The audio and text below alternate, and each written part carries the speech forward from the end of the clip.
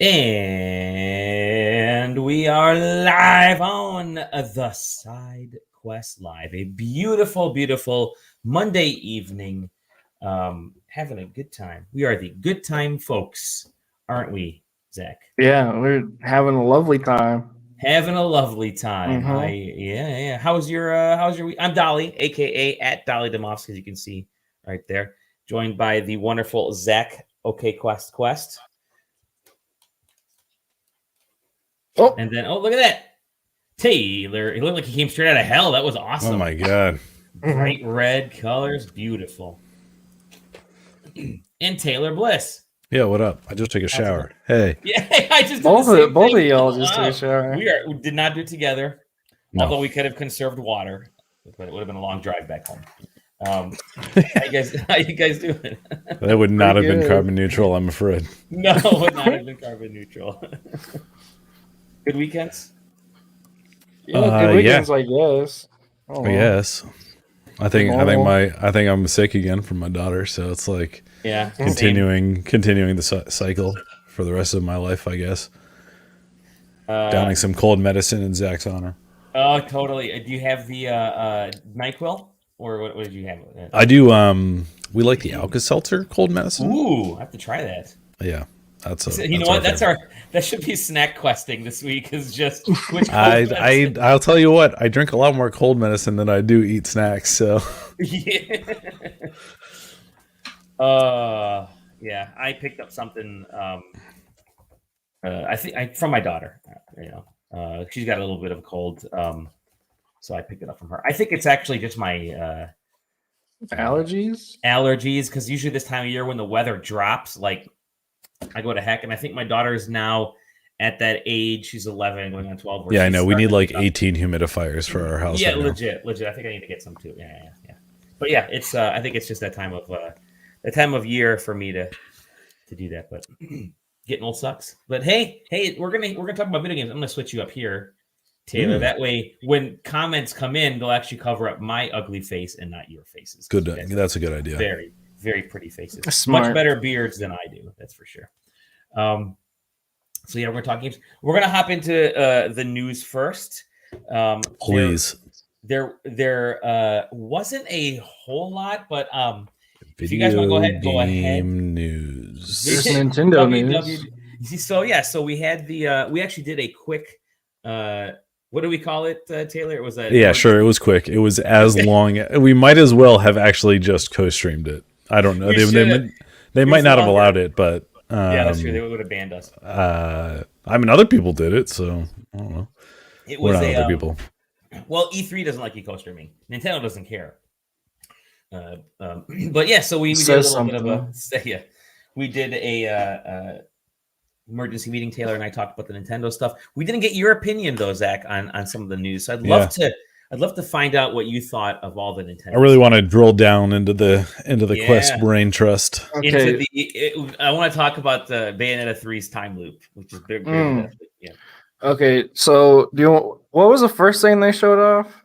I'm like drawing Monster Hunter here.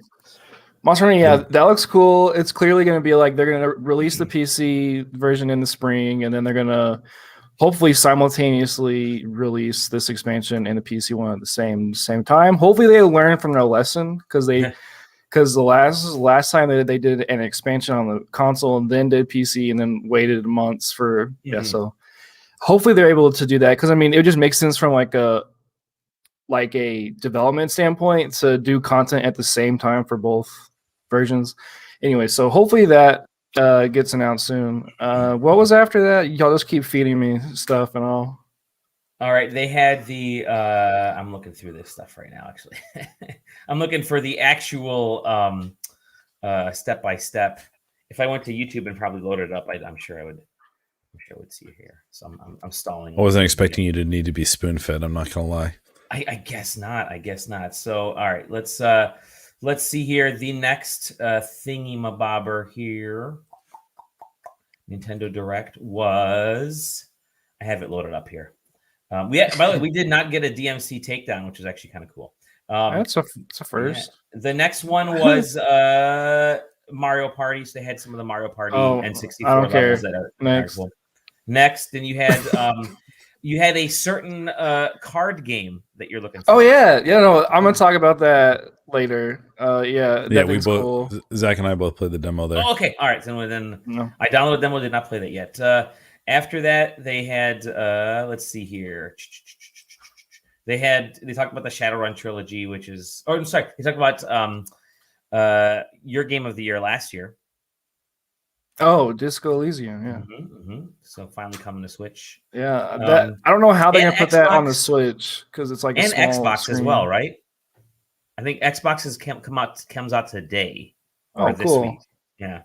My guess is that they're just going to do some funky UI rescaling, and they probably actually put some time and effort into it, which is good. I can't imagine how you do it otherwise. It has to be. Yeah. Same with Shadowrun, like that would also be kind of a pain to play. Yeah. Mm-hmm. A lot of text in Shadowrun. We also had, they talked a little bit of the Hyrule Warrior stuff. Then they had Chocobo Racing. Chocobo Racing looks cool. That was something it? random I wasn't expecting. I was like, hey, yeah. There's a lot of people that have very specific nostalgia about Chocobo Racing. I'm just not one of them, and I don't understand the people that do. This feels more like it's less of a Chocobo Racing game, but more of a Final Fantasy kart game. I just think kart racers are fun. Oh, they are totally. So, I want to share. Yeah, I will share this screen, and then we can talk in order. I'm trying to think. But yeah, it's chocobos, but they're on rollerblades. So there's that. Yeah, it's cool. I'll check it out, I guess. And then we had them talking Splatoon? about Kirby. Oh, Kirby. Right. Oh yeah, Kirby. This looks like really interesting. I'm like, I was really impressed with what they showed off. I kind of am. It's just like I mentioned this when Dolly and I were doing the other stream, but it's just like I couldn't shake the kind of generic overtones that it just was like giving off. It felt like Kirby's now he's in a real world, and then like that was the whole thing, and it's like it felt like those typical UE demos where people are like I put Mario except now he's in Unreal Engine 4. Like that's what it kind of felt like watching. Now I mean, like, knowing Nintendo and first party IPs, you'll get it in your hands, it's gonna be like, nah, it ain't that, like that's how it typically goes, but that's what it kind of like felt like. So like watching. I definitely agree that it looks generic, but I don't know, the way they're like showing off the world is kind of interesting. The way the camera's placed, I think is really there's like cool like camera movements like this, or I think that can add to like actually playing the game. It just depends on how open it is, because if it's like a really like big open world, it might be kind of boring. Yes, I agree, because Nintendo, especially with stuff like Kirby and Mario, they excel when there are specific pathways and experiences that are being crafted for you. Like that's always what made those games, at least to me. Can I tell you what this looks like to me?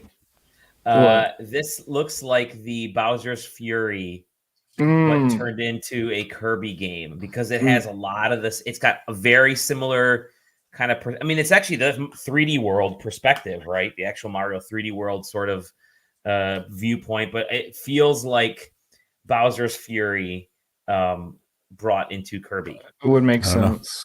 Kind of it's looking like it's HAL Laboratories, but yeah, it's looking like they stole a lot of ideas from Balan Wonderland to me. But I'm waiting for, as soon as that game gets to $7.99, I'm buying it. It's Balan Wonder World, by the way. Yeah, Balan Wonder World. And then next you have, you got your Animal Crossing. Yeah, you got your Animal Crossing Direct, so you get Brewster. Wait, they just got Brewster? Like I didn't even know that the game didn't have Brewster. No, it's kind of crazy. It was missing a ton of characters for a long time. Mm-hmm. They've been slowly dripping it out. I think so. Taylor and I were talking about this a little bit, but there's a lot that Nintendo could still do with Animal Crossing, and I think a couple other folks said the same thing. They've kind of got to stop with just the yearly annual. Here's the Christmas event, here's the Halloween event, here's the 4th of July event, here's the Easter event, and start to like. I actually like the Mario integration. I thought that was kind of cool. If you integrate, new games that are coming out or whatever, and try to work those into there, it becomes almost like a marketing tool in a way. But I think that there's a lot more they can do to bring people not only back into it, but there's a lot of microtransaction shit they could do too. Yeah, if they really wanted to. They could totally pimp that game out if they wanted to. Yeah, I mean, they certainly. It's not like it's not like they don't have any partners that know how to. Look at Pocket Camp, for God's sakes. Oh gosh, yeah. Jesus. So yeah, there you go. The Sanrio stuff. I think I got my Sanrio cards finally. Obviously Smash Brothers is going to have a direct coming up in October. They got a bunch of stuff coming in October. Then they have the let's see here. October 5th. That's like in a week. Yeah, it's next week. Crazy. Yep. Mario Golf stuff. I'm actually kind of happy they've really done a lot of cool stuff with Mario Golf. I've got to hop back into it because I want to get playing more of this kind of stuff with the new characters and the new 2 new characters, 2 new courses. Yeah. So Ninja guy, he's cool. I will say though, with how soon after it came on the release, it is really too bad that they couldn't squeeze that in. Because so many people made such a that kept harping on the course count, and so it's just it's really too bad that they couldn't just fit it in. Obviously, some things were not quite fully polished yet, but it definitely would have helped to ease out that kind of shit on their release. Or at least marketed it a little bit differently within the game, right? So make it more of hey, we're gonna have this first season is gonna be these 2 courses. Then we're gonna do seasons throughout the year, and you're gonna get them all free, and then that way people kind of stick around and come back because I think that's what you want. And then you have transparency. Nintendo's true forte. Yeah, it's true, right? Yeah. I don't think people realize that Nintendo could avoid so much bad PR if they release games for $40 or $30. I know, right? They would just avoid all the bad press because it'd be like, oh yeah, this game was $30. It makes sense. Every game is $60. It doesn't matter what it is. This game right here is going to be $60. It's going to be $60. Yeah, it's the Wii. It's the Wii conversation all over again, dude. We're watching it replay. KOTOR is going to be $60. No, KOTOR is actually probably going to be $30, but it's going to be digital only. Here's $25. Here's the wild thing about KOTOR. This game has obviously been in the works a lot, for long enough to get it on the Switch. So Nintendo probably had been planning on getting this into the Direct, and then Aspyr, who's developing this game, announces on the Sony press conference the week before, hey, we've got this badass new KOTOR full remake that we're making. Then a week later, Nintendo's got to say, hey, here's the old one. Just the timing was, it's almost like you wish they kind of would have cut it from the Direct and not put it in there and just kind of pushed it out. It does at least look like it's running at 60 though. Yeah.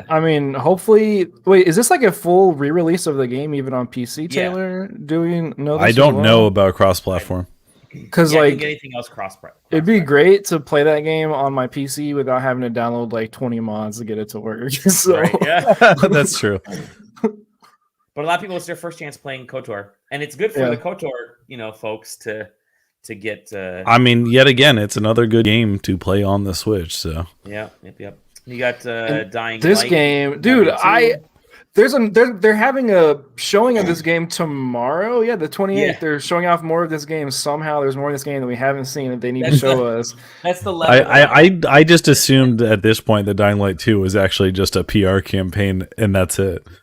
The game got pushed another 4 months, I think, too, to February. Because they had to continue the experiment. There wasn't enough time left. They need to stop talking about this game. Yeah. They kind of went silent for so long. And then all of a sudden, it's just been cyberpunk level of check it out. By the way, we're delaying it, but check it out. It's like, whoa! Did you guys not learn from what happened to CD Projekt Red, and then the expectation levels, and then So, what do you think about them Dying Light being released as a actual release, and then Dying Light 2 going to cloud? I think Dying Light, it makes sense. Just makes sense, dude. I'm so excited for this game. Yeah. I love what this team does where they do the feedback things we learned that this was bad, and we're going to fix this. They do that with every release. Even with Octopath, they did it as much as I don't like that game, they fixed a lot of stuff. They fixed it. It would have been even worse. Yeah. So No, it's cool. So yeah, the way I put it is and I own Octopath, and I have to one day on PC. On Switch. I cope and tell myself that I'll beat it. It's not worth it. Oh, that's the bigger issue, right? How many other JRPGs do I have to finish that are significantly superior? Yeah. So you want to know the stupid thing is I'm tempted to rebuy it. Yeah, I'm sure you are. Well, I'm not surprised. Just so I can own it. It's a very competent game. That it is. That's what's sad. It was just kind of boring. I mean, like, yeah, it was the playing it in the same way. I'm not gonna say it exactly the same, but like it gave me Bravely Default vibes, where like Bravely Default was also an intriguing twist on normal JRPG stuff, so still largely the same. It just lasted too long and wasn't interesting enough in the tooth.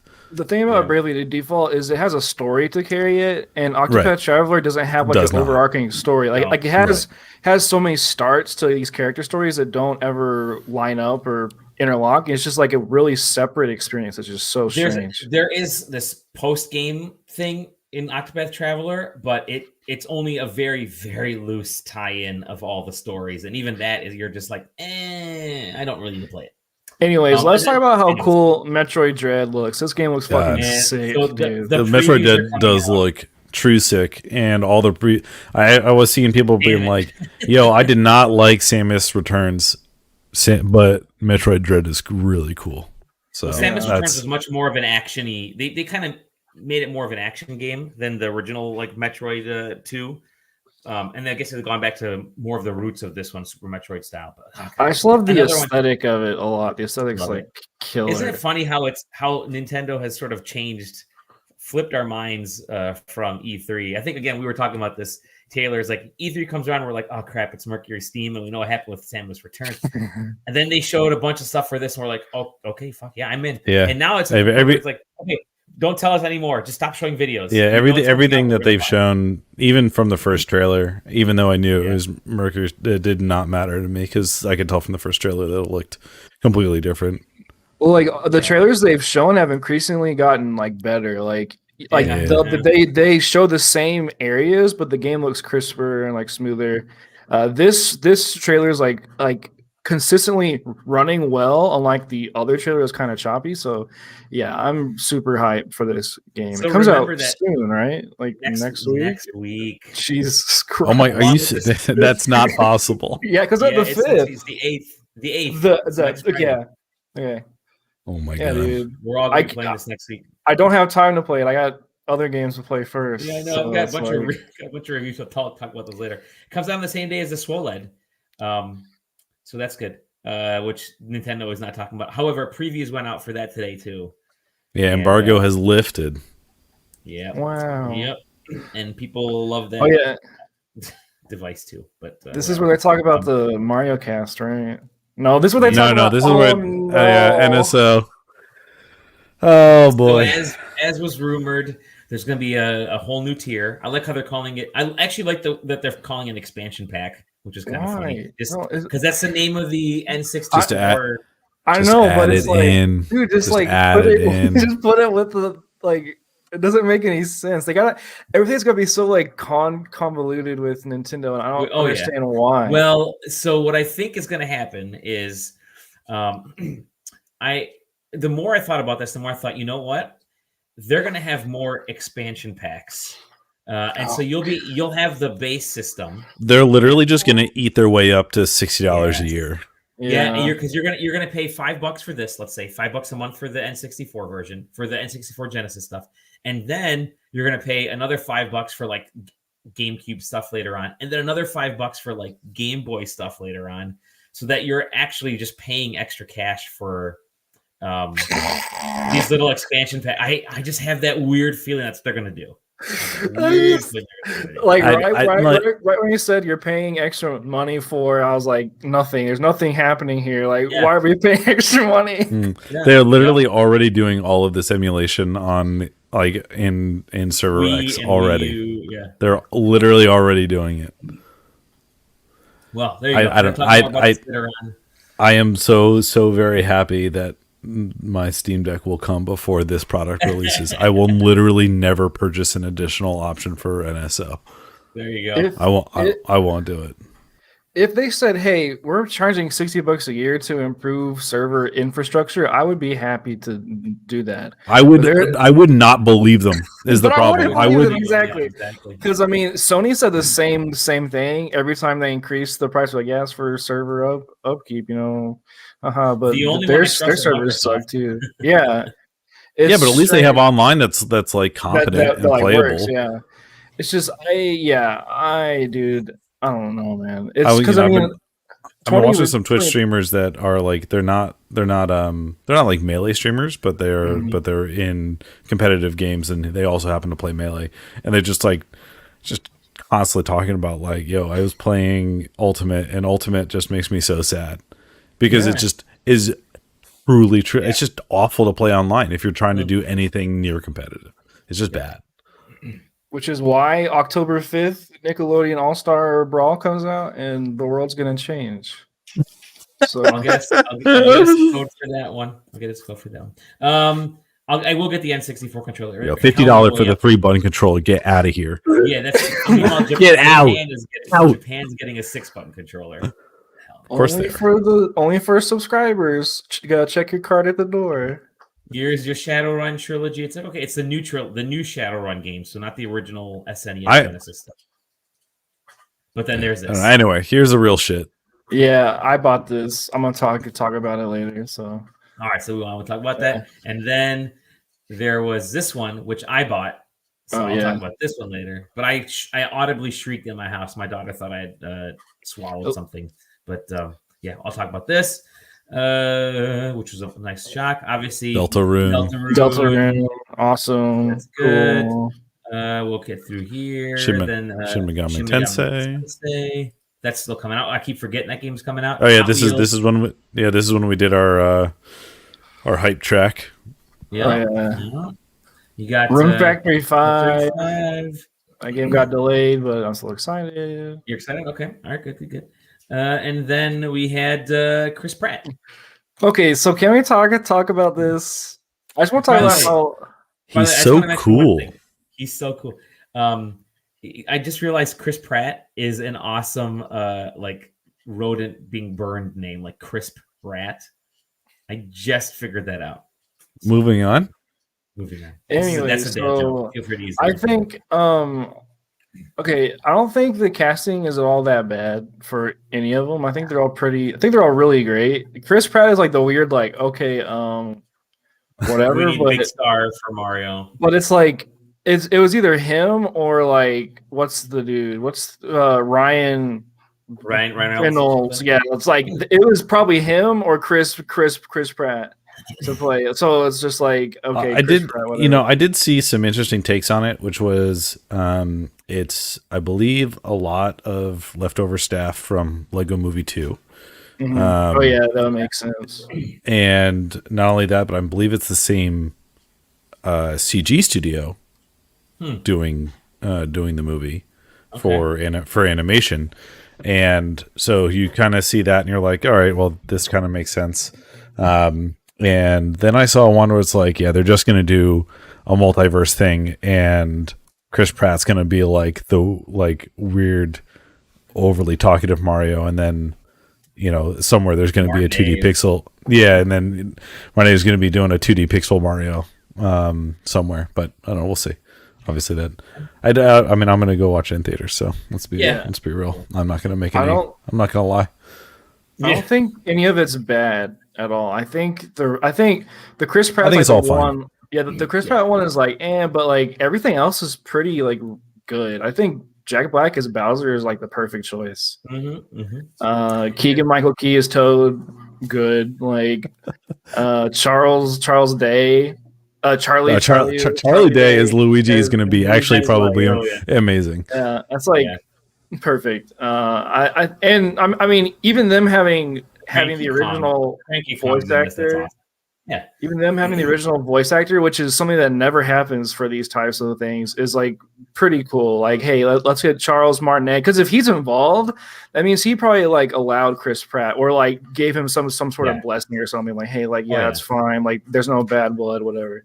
I've also got to say, like Charles Martinet, whenever he's done Mario, it's been like short, not even sentences. Yeah. It's like 2 words. So I don't even know how Charles Martinet could do a longer Mario because it just wouldn't. I mean, listen, we've all seen the story about his audition tape. He literally rambled for like 15 minutes straight in the Mario voice. I think he can handle it, Dally. Okay. Yep. Splatoon 3, I am so freaking hyped for this. It is. I love this series.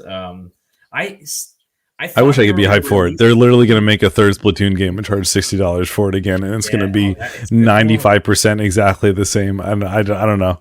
Splatoon is very cool, and I'm more happy that it just continues to exist than it is. Yeah. I'm happy that the game is there and coming. If that makes sense. So you say it's the same, but man, if you were in, this is like there is some serious competition level of Splatoon. Folks, like it is, running on their 32-bit, competitive servers. They're the ones that have, they're the ones that figured out to put like MBMB, Mabim Bam images in their posts on the Switch, which is crazy. But so it's got a hardcore following, and you talk to these folks and they're willing to pay $100 for Splatoon 2. Nintendo, give this IP away to somebody that will actually create good servers to run the online on. Yes. But we did mention, Taylor and I did say, imagine this on like PS5 on PS4 level hardware. How great would the game look with like better lighting and god. Yeah, it's so wonderfully stylistic. It is. I do think that it's one of the sweet spots in Nintendo IP in the past. I don't know. This could be 10 years, 15 years film. I mean, it's their first new IP in a decade. It's their first like actually new thing in forever. So, and I mean, it was like it's like some random indie team that pitched this game to them, and they were like, "Yeah, let's make this happen." So the idea, Animal Crossing team took, or Animal Crossing or Mario Kart team took it. It was like that, it's like. The idea of this game is so cool. The way the game plays is so cool. I just wish there was more like to it besides like versus mode and stuff. But I mean, the story stuff that they added in 2 and then some of the story stuff in 1 are like is really cool. And if 3 leans more into story plus having the PvP stuff, I'll definitely buy it. So I mean, I'm gonna buy it either way because I like the story a lot. For sure. Out of Splatoon here. Let's get into I think it was the last one. Yeah, here we go. Bayonetta. Dude, this trailer is full of so much stuff. The biggest thing is these humans can see the bad guys, which is something that Bayonetta has previously never happened. It's always been like they existed in like a different plane of existence. So for one, that just kind of shows it's a different world, and 2, it takes place in like Tokyo, so that's also another thing. But yeah, the redesign is really cool. The new voice actress is really good. The new combat they showed looks so sick. It's directed by the guy who did Scalebound, so I'm assuming they brought over all that tech to this game. Plus that with what was the other one called? Their police one. Astral Chain? Yeah, the Astral Chain. Yeah, that with Scalebound is like all that combined. And that's why this is the tie right here when you see Lappy. Yeah. Who's got the P for police dog on there. P for Platinum Games. It's just cool. And a lot of people, there's been a lot of debate online about who Bayonetta is, because for fans of the series, there's a young version of Bayonetta that you meet in the first name. Her name is Cereza. She's from a different timeline. And Bayonetta saves herself at one point, which creates a converging timeline. And then Bayonetta 2 is about the continuing of the original timeline to close this like loop. So the loop's closed, and the prevailing theory right now is that this is actually Cereza Bayonetta from our world existing in some type of different, world where there's probably like kaiju aliens attacking or something. I don't know. But it's so cool. Oh, it looks awesome. Yeah, it just looks so sick. That's a new form. Oh, that's a new 6. Yeah. Oh. Yeah, that's a new form. All her summons look different. They look younger. They're not as like gnarled and like hairy as they used to look. She's got some dance moves now because dancing is, as that they kind of put that into her character, I guess, a little bit. Yeah, well, she's been dancing since like 1, so yeah, but just kind of the new style of dancing. Yeah, it's not as provocative. And then which is, I mean, that's just her character. Like people always argue about that, but I mean, like the game does a really good job of making it seem like Bayonetta is the one like showing off, not the camera, not like the game making it happen. It's like she's making it happen. It's kind of like the cool thing about that. It's like an empowerment thing. But this is different. It's a different take on kaiju this time. Yeah, and she gets to control them, which you get to do in the second one for a little bit, briefly. But this looks like it's a lot more. Yeah, I've got to replay the second one. I've never played the first one, so I think that's on my to-do list.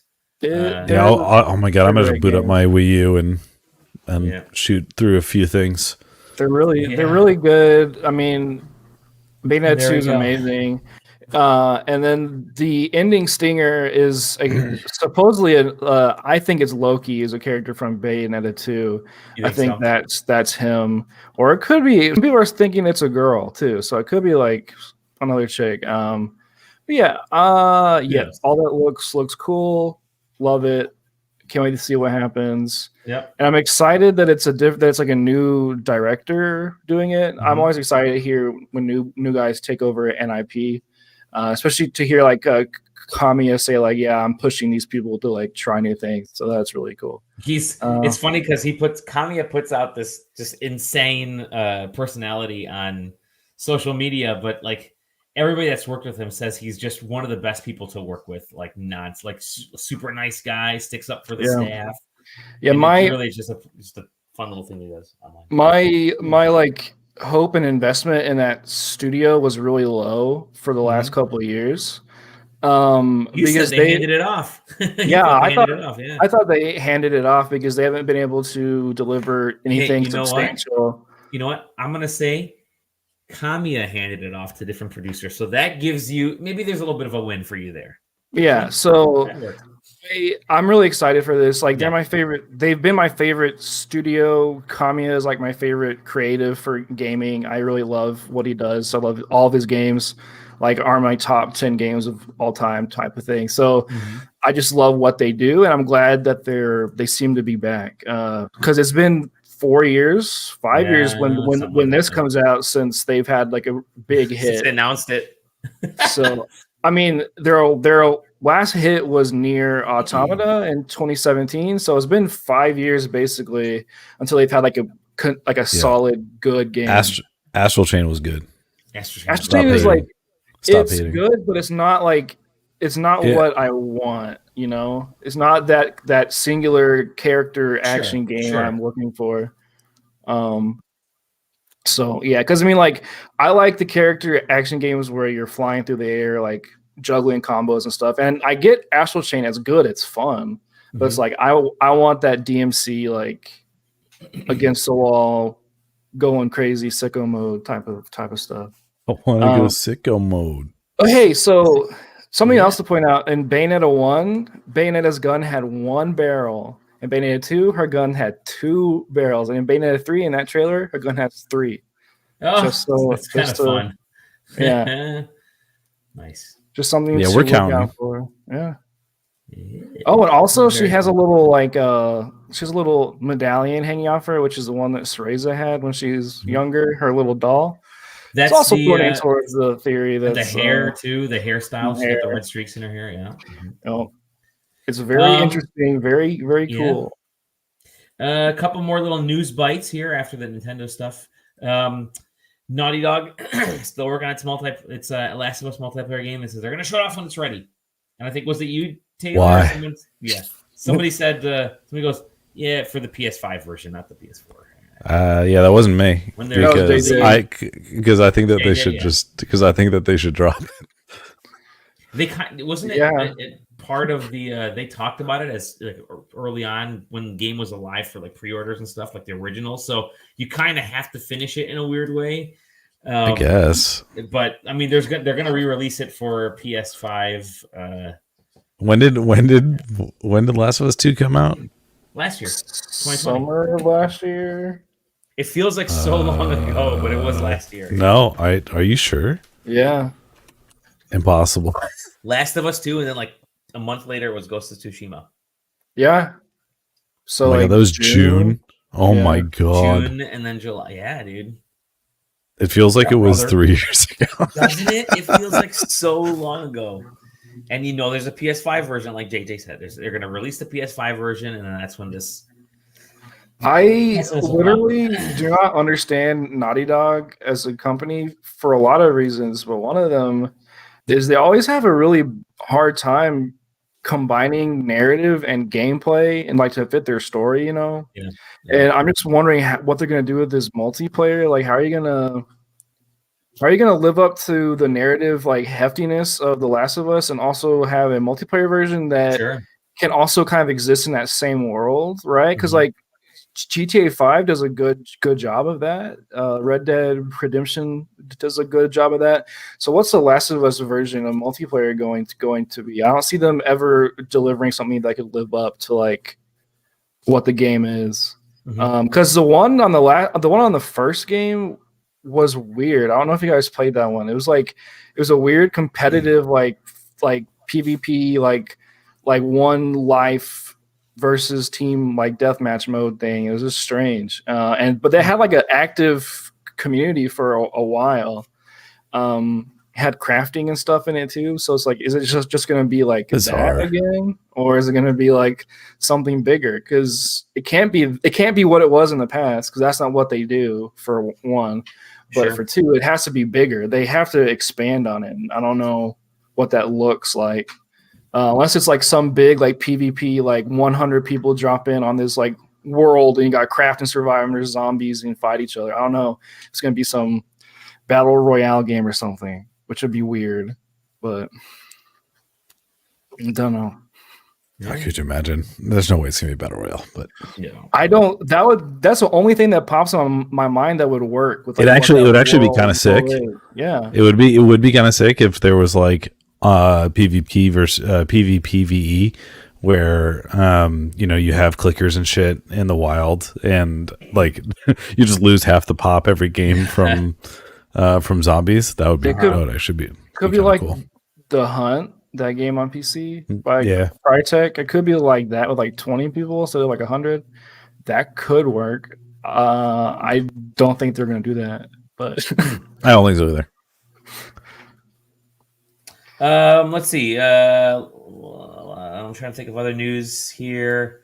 I mean, there was more Activision Blizzard news. Yeah, go ahead. They settled. There was another agency that was investigating them. That one has already come out, and then since it came out, has already been revealed that it was settled, and that one was with the U.S. Equal Employment Opportunity Commission. And so Activision Blizzard settled that one for $18 million. I don't think that the SEC one is going to go away for quite that little. And the other one was California State, I think, right? Mm-hmm. So yeah, those are, to my knowledge, unchanged. Yep. But it's so bad, dude. It's really, really bad. I am surprised that we haven't heard anything about. I think I'm very surprised we haven't heard any grumblings about shareholders whispering about moving Kotick out. Yeah, the stuff keeps getting worse, not better. And yeah, I don't know. Well, he's still set up for $158 million bonus from what Kotaku reported. So thank goodness. Thank goodness. So I mean, you got to get paid to take that fall. Any other news you got? Hey, Spider-Man's actually coming out this year. And it's going to have a whole cinematic. It's going to have For what? quests for Avengers. That's maybe more of a request for JJ to let us know what that's like, since I think all of us probably own Avengers in some form or another. Haven't touched it in ages. I am happy to say that I do not. I'm happy to say I haven't touched that game. I choose very strictly which games as a service I dip into, and that is not one of them. Yeah, I would play that game strictly for the single player stuff. I own it. I think I bought it for like $8 or whatever. I feel like single player is even worse. It might be. It's like, playing games as a service, except, it's balanced around it and you only get to play a single player. They don't balance it for you in any regard. So you still get shit drops. That just sounds, that's such, not a fan. Not a fan. All right. I'm trying to think of other stuff. There really wasn't a lot. It was, I don't think there was really much. Yeah. Else. Everything was kind of leading up to that. But okay, all right. Let's move on to what we've been playing. Who wants to go first? What you guys are both playing the same thing, and then Zach, you're actually playing something else too. So, do you guys want to go first? And I'll talk about the stuff that I've been playing after that. Okay, so let's talk about Voice of Cards, the Isle Dragon Roars, which is a weird name, but big old mouthful. This game is pretty fucking cool, right? I think we agree that's cool. All right, Taylor, do we agree on that? Yeah, I mean, it is. How do I put it? It's a true tabletop game, except really not in the way that me saying that it's a tabletop game makes you think of it.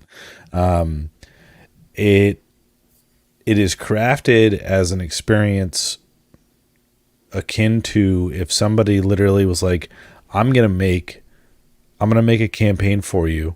It's gonna be literally just cards, tokens, and dice, and I'm gonna narrate it for you, and you just get to flip cards. And except it's a video game. That appears to be all of it. It's really cool. And it's awesome. Yeah, like the game's the thing starts out and it's a guy talking. He like clears his voice. He's like, okay, so I'm going to tell you a story. Do you mind using cards? Okay, yeah, let's just like, you're just talking. And it's like, and it's something really that I love when a game, I always say this, when a game is able to marry mechanics and story and gameplay all into one, it's something that really makes me excited and happy. And the fact that this whole game is a card game that's you play as cards, and it's like a mechanically, like as you're talking in the game, cards are flipping and showing like words popping up, characters are cards, moves are cards, and it's like even the map is all cards. So like it's just this cool, like seamless kind of experience. It feels exactly like playing a board game by yourself. It's a very interesting thing. And not only that, but like the narrator at Open full references that their place as the narrator of the game, of the tale. I don't know. It's, how do you put it, where it's like it didn't feel like it was breaking the fourth wall, but it was aware of itself at the same time. And I don't know, it was a weird toe line there, but it was good. Yeah, it feels like a friend just playing the game with you, but your friend's the one reading the cards. Like that's just kind of what it feels like. And then when a character pops up, he might change his inflection kind of, and he'll do a little voice, not like super like into it, but it's like he'll talk in like a faster pace for different character and stuff. So it's like a different character will pop up and will voice it, and it just feels interesting. It feels like it really just like it's different. I mean, it's what makes it cool is that it's so singular. It's like a one like thing. Like this is a dude reading cards, and I'm just kind of playing this game. And then in the back of my mind, I'm thinking about how smart of a choice it is for this to be from like a production standpoint, from like a budget standpoint. It must be cheap. You got one voice, got one dude doing the voice. You got an artist doing the cards. You got the game mechanic being the same thing as the characters and the actual overworld, and all of it's just kind of the same thing. It's just really easy to like budget. And Yoko Taro is a guy that has issues with kind of indulging himself, and I think these restraints are going to be really good for him to do a story, but I'm also not expecting it to stay what it is. I'm expecting the game to take a big change at some point. Yeah, could you imagine if just like all of a sudden you get 3/4 of the way through and it turns into an action RPG like Nier? Like, yeah. Well, the thing that's really cool is the combat's fun. Like the way the combat is good. Combat works. It's fun. It's like each character has skills, and like a skill might cost a mana, like in a normal card game. You get stones every turn. That's a mana for you to use, and each character has like a fireball will be 1 mana, and most cards apply a debuff or a buff to your friends or to the baddies. So I'm assuming there's going to be a lot of debuffing and buffing that's going to be happening in the future to like affect combat. And because it gets to that point in the demo where you can freeze people. It's like you freeze people, and if you roll a 4 or above, he stays frozen because you also roll dice, which is cool. It's like, so there's a lot of RNG involved. It's gonna be an interesting game. It's gonna be something that people should play, obviously, because it's different. But and the story seems very intriguing. I'm really excited to see what it actually is, because the demo's a prologue to the main game. So you play the demo, it leads up to when the dragon comes, and it ends when the dragon comes. Like, oh, there's a dragon outside, and then and not only that, but like unlike other demos, it's like this isn't a snippet taken out of the game. It's like literally you're getting the prologue. If you don't play not that it's required to understand it, but like if you don't play it, you just wouldn't have this information unless they expose it some other way throughout the main story. Yep. But one thing I just want to call out, I had to look it up in the intro, but the exact words that the narrator uses, like he basically literally says, "Hello, pleased to make your acquaintance." It's like, yo, I have something to tell you. You see, my job is to draw you into this world with my voice and cards. And it's like literally tells you to make sure that your sound's on, so that you can listen to the sound effects and him talking to you. And and as you can see, my voice is subtitled, so you can read along as well. And like it's just like it's literally just talk, but it's there's never an assumption of it being anything other than like it's not the narrator saying, "Hey, I'm the narrator." It's I don't know. It just appeared different in a different way than other things I had seen in the same similar medium. Yeah. So, and then I guess we should talk about the dungeon, or the little one that they have. It's like the way you progress through the world is you'll move your pawn forward, and the world will flip up cards next to your character. So they're all face down, and then as you move adjacent to them, it flips them right side up. So you basically get revealed of what the terrain is. And then the best part in the dungeon, which is like a really cool mechanic, is you get to a door, and it's like the door isn't open. What do you want to do? And it has 2 face down cards, and it lets you gently press a button to slowly reveal what the card says, and then put it down before you pull it up all the way. So it's like you get two choices. One a good thing happens, one a bad thing happens. If you press too hard, you might pull out the bad card as you're trying to peek at it. So I'm really curious to see what mechanic how that plays into in the future with like different choices, because you can peek at the cards like, oh, I'm going to kick down the door. This one says, oh, you don't kick down the door, so I'm not going to choose that one. But it's all dependent on your button press, which is very interesting, very weird, but it's just such a cool like thing, because it's a card game. Like, it makes sense for this mechanic to be in this game because it's a card game. So yeah, where are you guys playing it? Is the demo only on Switch and PC, or is it Steam, Switch, PS4, PS5? Yeah, I believe. It's very It's like captivated my brain. I've been like obsessed with it because it's it's something that feels like it was plucked right out of my mind. Like if I were to ever make a game, it would be something like this. Is how it feels like. It's make one, but yeah, really. It's just just learn the code. Just learn the code. Yeah, see, like here, see, like you're walking, it's flipping, and you go to the shrine, and it's crazy. It's cool. The demo's probably like 90 minutes max. Okay. And you could probably spend it a little bit more if you want to flip over every single terrain and buy a few things of gear. But yeah, that's it. There's a card game that you can play inside the game. I don't know if you play. Oh yeah, yeah, I did. Oh, is there? Yeah, a card game within a card game. Yeah, it's like you collect sets of cards, and you only have 3 sets, and you play out like the whole deck. Yeah, it was almost. It was like a very, very heavily modified gin rummy, where you make sets, either pairs, 3 of a kind, or small straights, and your points are determined by the added, like the total cumulative of your pairs. So there's some strategy there.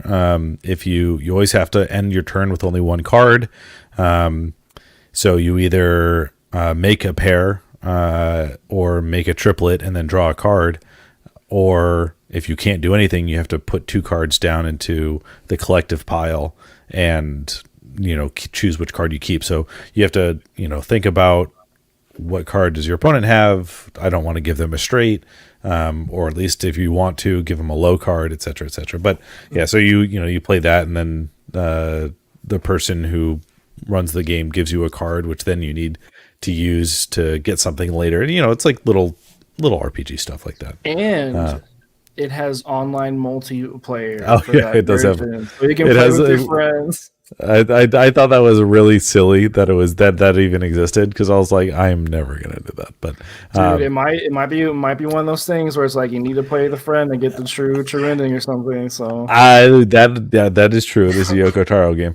You are not wrong. Anyways, yeah, it was really cool to have a Nintendo Direct to have 2 games from people that I really love. So it's just kind of weird to see like a Yoko Taro game and a Kamiya Platinum game. So that was a really fun time for me. All right. Yeah. Oh yeah. So yeah, you should definitely check it out. I mean, it's a little. I have the demo downloaded, so I'm excited. Yeah, it's cool. It's like like how computer RPGs kind of like trying to think of an example, like the Pathfinder game on PC or like Baldur's Gate, like this is like an even more extreme version of that. It's kind of just like those kind of games boiled down to its basics. It's really interesting. So yeah, I mean, besides that, I guess I'll talk about the other games I played. I've been in a visual novel loop recently. All right. I've been reading a bunch of visual novels. I've been reading Steins Gate, which is amazing. And then besides that, I've been playing Castlevania Advanced Collection, which is like an immaculate thing that just came out of nowhere. It's like a perfect representation of those games. It has like an encyclopedia inside of it, which is really cool, especially for those older Game Boy Advance Castlevania games, where it's like they have these mechanics that aren't really like the first one. The first game in the collection, I'm forgetting the name of it. It has the card system where you have to match cards. It doesn't do a good job of explaining that really. So the encyclopedia, you should have access to it, which you can go in there and it shows you like what the cards do, which is a really cool touch. Yeah, those games are sick. I really like that collection. I'm playing through them. Go ahead. I'm playing through them in release order, so because trying to be a good boy and do that, not because I feel like if I went to the third one in this like trilogy, I'd be like, oh, the first one sucks because it doesn't have this and this. So I'm just making sure to go through that. What's interesting about this collection is that as soon as the first Castlevania collection was announced and released, and people played it and said, "Oh, this is awesome! When's there going to be a Castlevania Advanced collection?" Like I think day and date of the release of the previous Castlevania collection, to the point where it's almost like people, the industry and fans willed this one into existence. Like, it just seemed like a no-brainer back then, years ago, when the original one was released, which I freaking enjoy. I totally love it. Even the Kid Dracula game in there. So yeah, I'll be picking this one up. Isn't it M2 who did it? Isn't that who it is? I don't know who made it. I don't know. Let me check. I have it open on my Steam. I think it's M2. But yeah, it's like you have access to all the different versions of the game. So you have the Japanese versions, the American versions, the UK versions. It's so awesome. You have access to like unfiltered music, which is like super high quality music. Like it's an amazing. It seems like a collection actually done right, which is nice. And it's only $20, which is really cheap. Which was the cost? I mean, how much were those games on release originally? GBA games were what? $30 each. $30? Yeah. Were they really? At least, yeah. I think 40, maybe 40. Yeah. Oh my god. Yeah. So it's a really good deal, and you get Dracula X, which is the SNES version. The SNES version, which the actual version actually has Symphony of the Night in it, which this one doesn't, which sucks. But obviously they're going to release that separately for $20, just that one game. But that's still cheap. Which is a red herring, by the way, because you already have better Castlevania games in this collection. Yeah, it's true. It's a trick. Yeah. I've always heard that the advanced games are the better games, so I'm excited to dig into those because I haven't played them. So yeah, and then I guess Taylor and I have also been playing another game, kind of. Which one? Diablo 2. Oh yeah, that game is a remaster. Okay. Yeah, that game is cool. I haven't played much, but I really like it.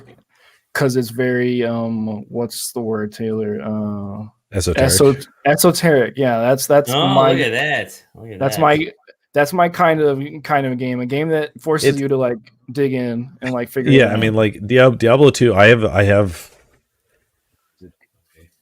I was gonna see if I had the Diablo 2 game guide in my bookshelf behind me. I don't see it. It looks blurry. Oh no. I can't. That must be why I can't read it. But yeah, I have very few game guides and stuff. But I do have the Diablo. It's actually completely useless now because they changed the game so drastically. Because they, Blizzard kept updating it pretty regularly, actually. And even revamped some stuff pretty significantly, so it's useless, but I still have it. But yeah, I mean, Diablo 2, they refused to change many things for better or for worse when they did this remaster. So if you didn't like Diablo 2 originally, you're not gonna like this. It just looks nicer. Yeah, it looks nicer, and it's got a handy toggle, so you can really see the difference. Yeah, just press the G key anytime. It's like it's so wild seeing how these types of games play now versus what Diablo 2 is. It's so crazy because like Diablo 2 is very slow. It's almost like it's not methodical, but it feels methodical. But you do a lot more. You think a lot more playing Diablo 2 than you would a Path of Exile or Diablo 3. Or Diablo 3, yeah. Yeah. So it's just like there's just a lot more thought to go into it, and I like Diablo 3 and Path of Exile just because they're games I can turn my brain off and just kind of like grind. This game is different. Like I have to actually focus and figure out things as I'm playing it, which is just more of like a product of its time, or games around that time are just kind of like you have to play or you're gonna not have fun. I think the biggest thing that I think is interesting is the skills. There's not any hot bar. Like there's a hot bar essentially, but you can only have one active skill at a time. it's just very like I was just trying to wrap my brain around. I was like, how do I use this aura and this smite at the same? What do I do? Like it's just like it's weird. It's so cool. But yeah, it's actually it's bad. I'm yeah, gonna say so and this is the main reason why is that if you plug a controller in and you put an input in, so they made this, obviously they're releasing this for console, and they made the controller configuration available on PC as well, where if you put an input in, you get access to every single, A, B, X, and Y, or whatever the equivalent is of your controller, is one spell input, and they can all be mapped individually. That is not available with any mouse and keyboard. Like there's no explicable reason about why you can't have 4 active spells on mouse and keyboard. It's literally just because I don't yeah, it's strange because I was playing as a paladin. I was just leveling up, and then I plugged in my controller just to see. I was like, oh yeah, I heard this has controller support. I was like, wait, I can have my aura up and smite at the same time and use my shield back. Like, what is this? So it's weird that it's not allowed on the PC version because all you do is turn on your controller and the game just says, oh, you can have all these inputs now. Yeah. And then there's literally no reason. There's literally no reason why they couldn't give you the UI for it and also do the same thing on mouse keyboard. That's, I don't know. Very strange. Inexplicable. Very strange. But it's good. I mean, it is good. It's incredible what they've done to run it on top of it. Interesting, they make it so that when you toggle back and forth between the new and the old, the maximum resolution that they render the old version at is 800 by 600. Yeah.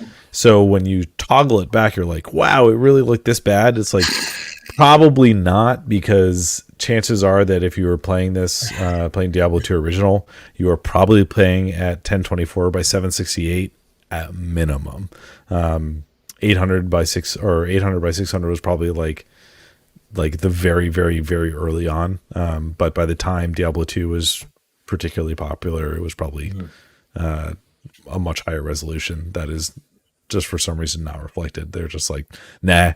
I mean, obviously you're rendering effectively almost 2 games, so you didn't want to make that resolution too high for performance reasons. But yeah, I don't know. It's, if you like Diablo 2, you're gonna want to play this. And if you didn't play Diablo 2 ever, me, I would watch somebody else play it first, because it's not for everybody. It is definitely slow, and don't play a hardcore character first. Yeah, I've never played Diablo 2, but it's all the games that I really love are games that are slow and are esoteric. So I was like, hey, this game is slow and obtuse and weird. So I'm gonna play it. Literally, because they have the expansion stuff in here, and in the expansion they introduced the rune system, and so they have what they call rune words, which only function in extremely specific way, which is not revealed in any way in the game. It's literally the only way that, if you didn't look it up, the only way you figure it out is literally just by trying it. Well, it's like devs back then, they did this crazy thing where they wanted to have players talk to each other, which is strange. Why would you want players to talk? But it's such a cool thing. I think that stuff like that is neat. That's why I like Final Fantasy 11 so much, is because that game's designed to be like anti-player. Like, they want you guys to talk and to figure things out together and not give you direct answers. So it's like a mechanic like that in the game is always going to be like really, really cool. So that's it from me, I think. Let me scroll by my Steam real fast just to be sure. Oh wait, no, I did play. I beat a game actually. This week. I played. Let's see, the Gunvolt. Started playing the Gunvolt games. I don't know if you guys know. Oh, they're so good. Yeah, they're sick. What? They're on sale. I got all 3 of them for like $18. And I played Azure Striker Gunvolt 1. which is I played it in one sitting. It was 6 hours maybe. It was really fun, really fast paced combo shooter, point accumulating, go fast type of game. It's really cool. It has a mechanic that's super interesting where you need to shoot the enemies to build up a like resistance, so they build up an anti-resistance to you, and then you use your electrical field to kill them. So you have to like shoot them first and then activate your field and kill them. So the stages are built around you knowing where they are as you're going forward. So you're like shooting spots and blowing up with your thunderbolts and stuff. It's really sick. It's a game that requires fast gameplay. That's just fun. So I sat down and did that for 5-6 hours. I loved it, and I started the second one, and it's just as good. And I heard that Luminous Avenger, which is the third one, is also pretty good. They introduced a new character. So yeah, they play like, what is it, Mega Man X or whatever. Yeah, I think I played them on the 3DS, and they're on Switch now as well, and all over the place, Steam, and so good. And then Gunvolt 3 is coming out in 2022, I think. Is it? Okay. Yeah. Supposedly. I don't know. I've never played them. Actually, watching. Yeah, I don't think I've even ever watched gameplay. This is the first time I've ever watched it. It's really cool. Like, actually, and then you get different gun types from bosses, like you would in a Mega Man game, but it just behaves the way your gun will shoot. So it's like, oh, this is like a spread shot, or this is like a angled shot. So it's like you can definitely be very methodical if you want to be one of those people that gets the highest score on a level or something. And the boss fights are like really good. Those are like some amazing bosses. So definitely, if you like Mega Man games and something like fast-paced platformer, that's one to check out. Excellent. Yeah. Well, cool, dude. Taylor, what have you been playing? We actually covered most of it. Because I played Voice of Cards demo, and I played mostly Diablo 2, and then I had plans. What? I just remember we got invited to the Halo thing. I was gonna talk to it. I'll talk about that. Okay. I was gonna. So I got into one of the latest flights or what they call flights for Halo Infinite multiplayer, and I played against bots for about 20 minutes, and then I closed it, and I don't remember the rest of my weekend. So I didn't play it again, and that's not for a lot because it actually felt really good. It feels like a good Halo game, which is it's gonna be open all the Microsoft or Xbox insiders pretty soon. I think they said. Probably. I think that this is probably the last invite-only flight. Okay. And then it was this past weekend and next weekend. But yeah, I mean it feels really solid. You can tell that it's because it's really the first multiplayer that's been co-designed for console and PC. All of the other one, and it feels it. Because all the other ones were essentially reverse ported, with the exception of, well, not the exception of, but Halo 1, they had a special version that was made by Gearbox for PC, but this one, we had fully co-developed, and so it did. It's going to do very well, I have a feeling. Excellent. Shockingly. Yeah, I know, right? But other than that, no other games. That's it. Final Fantasy 14, first time. Yeah. I know. What? The Final Fantasy 14? Yeah, I'm slowly trudging through level 58.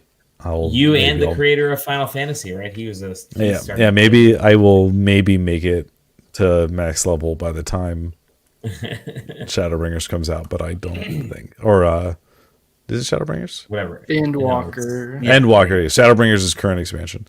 I have a feeling that I'm probably not going to quite make it. it's probably like already too late. Mm-hmm. Unless I start it.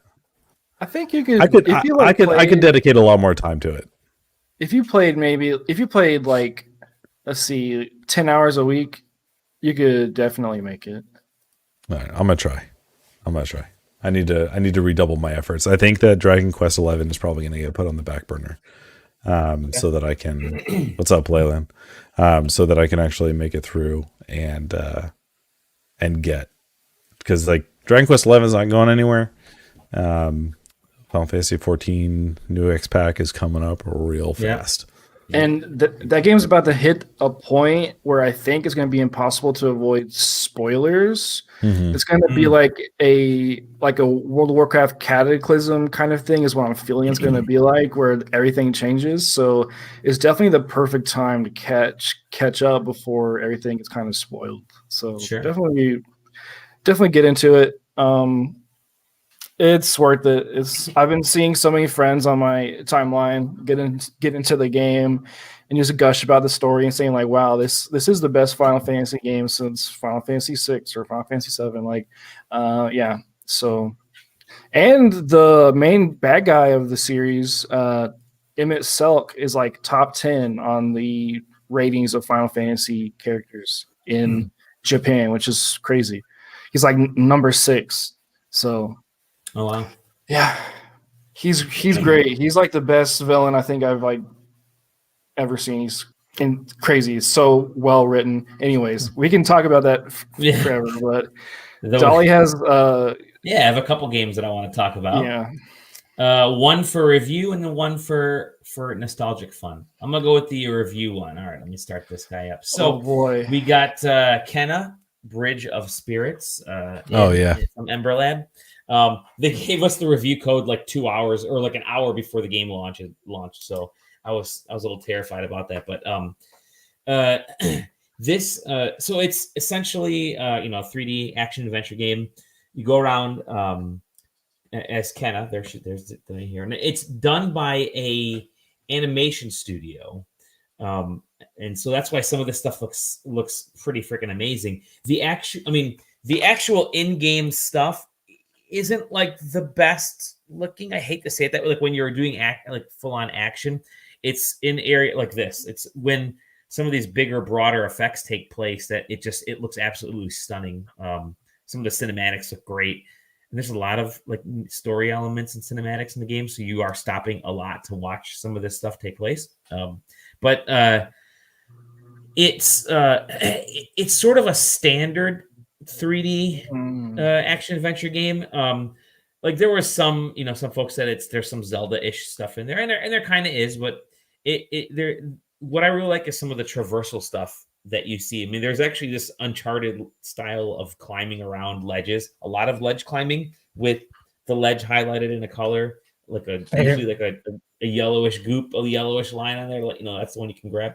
But it stars Kenna, and she's basically this spirit. She helps spirits kind of move on to the next. It solves problems from spirits. Move on to the next plane of existence. Yeah. We've kind of seen that story a million times already.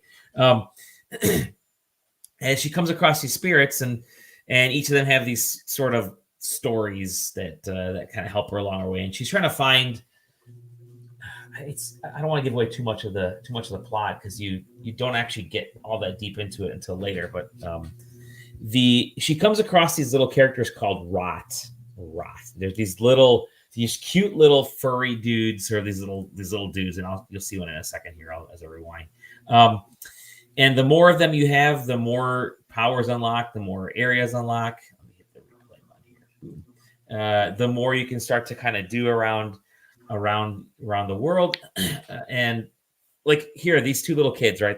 They have this little story that they're trying to find their lost brother. And so you kind of go off on this mission to find a brother, and then kind of threads of the main overall plot fit in there. But it's a gorgeous looking game. The action's okay. The battles take a little. It's not that getting used to. It's just that there's the different types of enemies. There's some that can only be you can only take down with especially with like regular attacks. There's some where you have to actually block and parry and fight back, and then there's some which you can send the rod out to like kind of aim them at enemies to attack and kind of chew away at some of their evil. But it's a really pretty game. It's just that I really wish there was a little bit more substance to the action sequences, because it all feels like, okay, I've sort of done this kind of action before, right? And I think what even hampers it maybe a little bit more is that it's all monster closets. Like, it's not like you find enemies just roaming around out there to attack. They literally are. You go into an area, you beat up all the monsters that are in there, and then you move on to the next. Then you kind of do some exploration and try to open up and do some traversal. Then you find another monster closet and beat up all the enemies there. They all kind of pop out of nowhere at once. Even some of these bosses and stuff, they pop out of nowhere, and then you defeat enough of them, and then you can take down sort of like this spawner, this enemy spawn thing, and then that kind of clears up the level. And so it's gorgeous, absolutely gorgeous. And if I'm sounding down on it, it's only because it's not the most original game out there in terms of action, but holy heck, do I love the story. I love the visuals. The narrative is fantastic. Like, characters are great. You want to find out more about, like, the two little brothers is like, they're like an hour and a half, or like 2 hours, 3 hours of the first, the first section of the game. And you really get to feel for their little story. And then just all the different areas you get to are the visuals are stunning. I can't say that enough, but yeah, I just wish there was just a little bit more to some of the action side. Like I said, the monster closets is where it's like, okay, that can kind of wear you down a little bit. I mean, you expect it, but I just wish there were more enemies to attack. I just wish it was a little bit more open in terms of being an open world where it's giant, it's gorgeous. You can kind of go, it feels like you can go everywhere, but it really is very linear. So I'm gonna say this is like reminds me of like the old like PS2 platforming games is the vibe I'm getting from it. Like a Jack and Daxter, kind of like the first Jack and Daxter. Sure, yeah. It's like giving me that sort of vibe, like that old platforming collectathon kind of game that we don't really get anymore. That's kind of the vibe I'm getting, like just like from the scale at least, because like the levels look kind of like you're saying. There's like some open areas, but there's those like smaller, like linear kind of jumping and grabbing types of things. But yeah, I mean, it does look really pretty though. So it's just kind of strange because I feel like this game should have been released on launch, right? Like this should have been like a launch title for PS5. So I mean, judging by some of the weird stuttering issues that they still have in here, and Zach, you posted that the Digital Foundry vid with the comparisons. I didn't see that yet. Okay. I have a feeling that they were probably squashing some of performance related issues all the way through up until this release. So this is a 14-person studio, right? Ember Lab, and they're the ones that did that really famous Majora's Mask video, the animation from a few years back. And so this is their first game. It's their first game, and which kudos to them to be able to turn. It's quite the game for a first outing. It's quite the game for first outing, and really kind of, I mean, there is a little Zelda-ish feel to this, just from,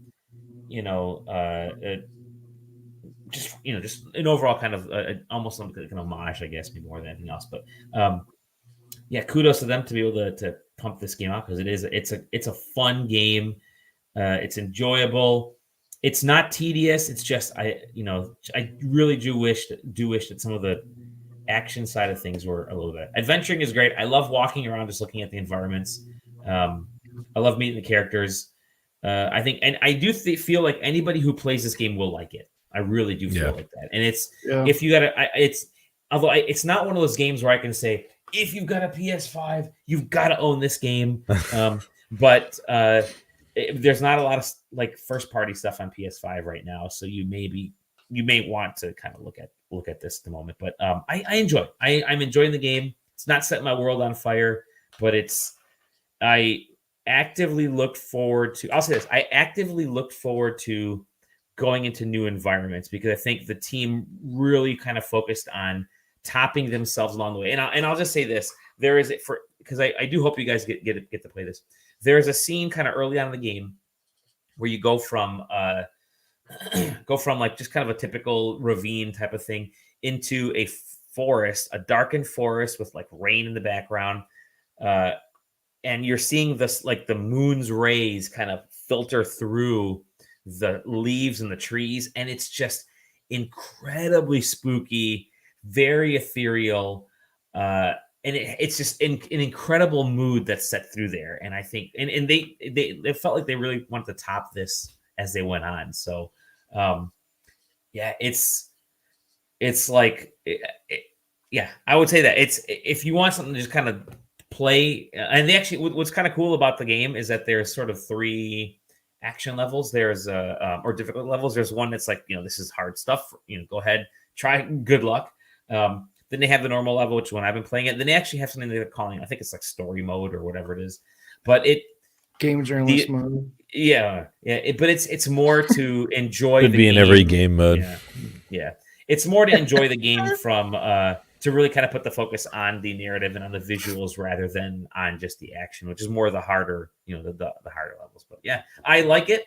I like it a lot. I'm not in love with it. I guess maybe that's the best way to say it. But one game that I am in love with because I'm an old geezer, and this is something that came as a shock to me, and I briefly mentioned it in the every single time we've looked at anywhere near it.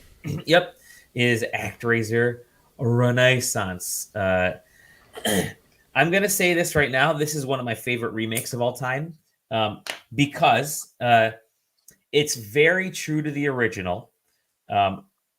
I think, to me, this remake ranks up there with Final Fantasy VII and Shadow of the Colossus in how much they push what the concept is of the game. Now, for people that are first if it's your first time playing this game, you're not going to know that this is a hardcore remake of it. You're going to think, oh, it's just an HD remaster. They just kind of glossied it up a little bit. But they took a lot of the elements of the first game, which so Actraiser is sort of 2D action sequences with world building and RPG light stuff in there. And there's a lot of narrative side stuff too, but that was all really loose. Like nothing was really tied together super well in the Super NES version. And I've been replaying the Super NES version quite a bit over the last couple of years here. What Actraiser Renaissance does is it takes the narrative like element and really it soaks the entire game into this narrative of you're this Lord of Light that's coming back because this God of Evil has been resurrected, and you're coming back in to help these people to kind of win back their land. I'm about to keep replaying this trailer because it's just that damn. Oh, it can still go on. Cool. And so as you're seeing, like as you're going through these levels, you start off with kind of 2D. You land in a different portion of the world. You clear out the original monster lair, and then the people can start kind of moving back in.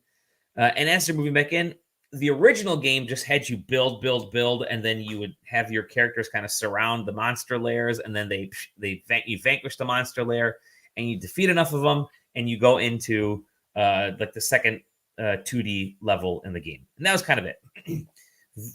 This version actually has you kind of jumping into those little mini monster lairs, and you kind of defeat these monster spawning things, which are not all that difficult, but there are more things to do in the game. It ties in these things called heroes, which are important. Every level kind of has this hero get awakened. Yes, a Sunday cartoon kind of thing. That's Kenna. Yep. Every level has this hero awakened, and the heroes are used during raids. And so something that they didn't have in the first game are monster raids. You'll be kind of minding your own business. You'll be helping your townspeople build up and cultivate the land and stuff. And all of a sudden, monsters will start showing up. I don't know. You'll get this raid, and you got to build up towers. You got to build up gates. It's like it's a whole tower defense portion that they added to this. Now it's not super deep, but early on in the game, it feels kind of, I don't want to say lacking, but it's very light. But then the more you play and later on in the levels, the tower defense portion really becomes this sort of important management level. And so your heroes, which you can awaken, you kind of bring them with you to these future, the future levels you're on. They take on monsters. They all have different powers. Some are like ranged magicians. Some are just kind of these brutes with swords up front. And I really like that because in the original game, when you got done with a section, you were done. You never went back to like Fillmore is the first area. You never go back to Fillmore. And then you would go to Bloodpool, which is the second area. Once you finish that, you never go back to Bloodpool. You're just kind of checking off the worlds in order. In this version, you want to go back. You want to handle raids. You want to build up your characters, like your heroes, so that they become stronger. And you can bring them into the other raids that you face in some of the other levels, which are kind of important. So it's added sort of these extra little threads in there, which I really dig. And it really gets me to go back to some of the earlier levels in the game. So I really enjoy it. They've kept that sort of 16-bit-ish feel to some of this. Obviously in some of these visual styles, the action, they've definitely kind of upped the animation aspect, but they've still kept it sort of 2D and kind of I think your main fighter is actually a pre-rendered character that just goes through goes through some animations there. So it's cool. It's so good. The music has been fully reorchestrated, and you can re-listen to the original music. I feel like it's the reason I say it's such a great remake is that you can play this game and still love it, and play the first game and still love it because they're the same. It sounds weird. They're just different. They're just different enough that they have a unique element. Yes, exactly. The first game is very basic and it's fantastic for what it does. And I'll keep going back to this first game, and I will play this game for all those extra little elements that it added into there. And the story and how it really builds up on the characters and story in the background. And it's so good. It's so good. The action's been fixed from the first game. It's not as floaty. They've added combos into the attacks in the 2D portion. So there's like 3-hit, 2-hit, 3-hit, 4-hit combos. There's reverse attacks. There's upward thrusts. There's different magic spells. There's all these new side stories and side missions they've added, where it feels like its own take on Actraiser, as opposed to you could have just put the gloss on it and said we're done. It's a nicer, cleaner version of it, but they made those extra steps to make it its own game. So I love it. I think it's great. I'm probably halfway through it right now, and I can't put it down. It's the farming and world building area is just enough. Like, it's very simple, but you're compelled, like the carrot is being dangled in front of you. You're compelled to fill up your land as much as possible with your townspeople so that your fighters stronger and your heroes are stronger and you can survive raids. It's fun. I'm digging it. This is going to be, I can see myself playing this and the original Actraiser in tandem a lot. You were wild. Yeah. I love it. It looks really cool. It's so good. It's added to the list. Yes, but here's my only issue with the game. It's $30 fucking bucks, but it's $20 on mobile. Not for long on Steam. It's $30. Yeah, exactly. $30 everywhere else. And I would pay for it because I fucking did. But someone who's first getting into this might feel, maybe it's a little bit much. Like, I can see $25 for this being $24.99 being a real good sweet spot. But again, I think I mentioned this in tweets before. I don't know the production cost of this thing. I don't know how much it costs to get the some of the original stuff here, and some of the original, they got the original what they call the sound producers and some of the original writers. They got a lot of the original folks to work on this game and remake music and remake scenes and remake all kinds of stuff. So I don't know what that cost was. I don't know what that equates to. So to get that $30 price, but hell yeah, man, I'm all about it. Actraiser Renaissance. It's kind of hard to launch next to the Castlevania collection. It is. Yeah. That price difference was like, I can see people, going both ways. But this is it's an old game, but it's also a new game. I guess that's maybe the best way to say it. So good. It's good stuff. I recommend it. I love it. Love it. Love it. Love it. And with that, I think we're done for the evening.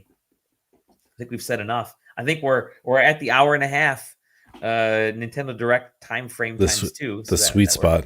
The sweet spot, my friends. With that, you can find us at sidequesting.com, sidequesting on Twitter. You can find me and Twitch, sidequesting TV and Twitch, actually. You can find me over here at Dolly Demowski. Hey, you up there, where can we find you? At OKQuest on Twitter. My pen is like all blurry. And my blurry pen goes to... that's at Taylor Bliss. And in the SideQuesting Discord, baby. Let's go. Yeah. Go to the SideQuesting Discord. SideQuesting Discord. We have a blast. We have a blast in there. Everybody's good. I learned a lot from you guys. I learned why 50 hertz is shit for N64 game. We didn't even talk about that. That might be. Oh yeah, we forgot. That was actually kind of part of this announcement too. Was the PAL versus NTSC, but we're not too late to talk about it now. Imagine having a 144 hertz monitor. Imagine that, right? It's crazy. It's crazy. It's like the monitor I have right here, actually, my drawing tablet. Anyways, great. What's that? Yeah, that's great. And now imagine playing an N64 game that's like 75% less. A third of that. All right. With that said, we'll see you on the next episode of The Side Quest. Bye, everybody. Toodles. See ya, Playland.